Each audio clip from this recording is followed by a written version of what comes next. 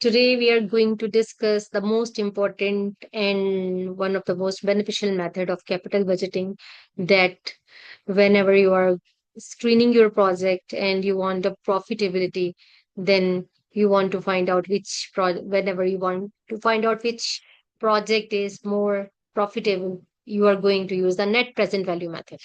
So how will you find the net present value and how is it different? First of all, you will write the formula or NPV. Always remember in Excel, whenever you are going to take the NPV values of any project, then it will use the percentage of this is the rate 14%. It may be, you can call it required cost of capital, WACC, rate of return. At a different time, you may use the different terms. And you because whatever value is applied, whatever value you use, it will apply this rate of return of 14% on it. And that's the reason you're not going to add the present. You are not going to add the value of the year zero. That's just now when you are going to start. So you will not use these values which are on the zero of the timeline. That's the when you start your project. Exactly the time is called the zero or the present time, and you are not going to add the value NPV for this, because if you will add this one in it, then your answer will be wrong, because in that case the rate of 14% will be applied on this value, which is or this much amount of outflow that you are just using now. So let's start it. First of all, I'm going to apply the formula for NPV. It is equal to NPV. And here you can find out returns, the net present value of an investment based on discount rate and a series of future payment, negative values, and income, positive values. But it is all about the future values. You will not add the given present value. So net present value for the future values NPV. First of all, you have to define rate. It is 14% here.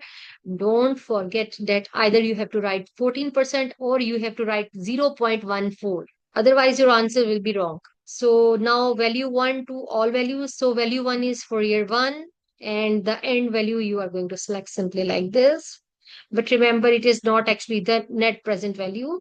It is the net present value for the future plus this one, this one. So on the longer end, if you will write equal, then your actual net present value will be this amount plus this amount, which is already written in minus because it was outflow. So here your net present value is at 866, which is a very good value. If your project is independent project means that if you will select any project, then you don't need to reject all other projects, because it is independent project. If the capital is enough, you can select all the projects which have net present value a positive number, so they all will be profitable. Actually, this is the value addition in its present value. If 6,000 was the present value, then 866 will be the value addition. But now the issue is that I want to know what about project B. So for the project B, I am again going to do the same procedure. NPV is equal to, first of all, I am going to take the net present value of the future values, NPV, starting from the year one. It's mean any value which is after our present value. So rate is 14%, comma, and then you are going to use all these values 1 to 5 here. Enter. Remember, if this sign is dollar, then it's okay. But if it is percent, then it's mean that you have to divide it with 100. Sometimes you may get the answer in percent, but in that case, you have to divide it with 100. Now you can see the net present value is quite higher in this case. And you have, if you have no, it is not the, we actually have to add this value in it. The actual value will be the sum of these both values plus this one, which is already in minus because we have invested it and it has gone out of our hand. It is now $1,225. It is bigger amount, so we will select this value if you are going to if we are going to consider the net present value method. But now there is another question, that if the projects are mutually exclusive. It's mean that project, if one of the project is selected, then all others have to be rejected. Then it is clear that we are going to use this project. This is net present value project. It is more beneficial. It is giving the net present value of $1,225. At the same moment, if I'm going to see the net present value of project A, and if my projects are not mutually exclusive data, if it's mean that I may select more than one project, if it is positive, then it's mean it is profitable. The value addition is 866 in this case and $1,225 in the other case. So project B is actually the selected one. Now, there's one drawback that we are not considering how much cash we are going to use. If you also want to understand that concept, then we will go for the profitability index.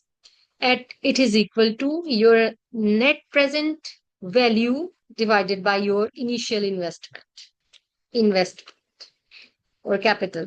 So in this way, you can find out how much actually you are getting per dollar. So what is actual profitability index? And we really want to find it. So if I'm going to use PI, it is equal to, here I can see it is equal to, this is your net present value divided by 6,000, which was the initial investment. I am not going to use the negative sign because at this moment I'm going to find out. So $1 is giving 0.14 extra dollar if I am going to invest in this project. But if I want to find out what about this project, then again I'm going to do this analysis.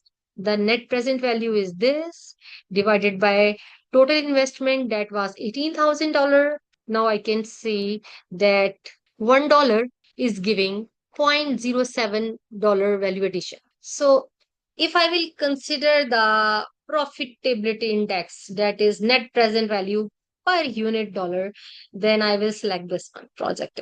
But if I am going to use simple net present value method, then I am going to use the project B because it is giving more value addition in overall money. So there are several methods. The most important one is one of the most important one is the net present value. And if you are using the net present value, depending upon how much capital you have, how much investment you have, you can select any method.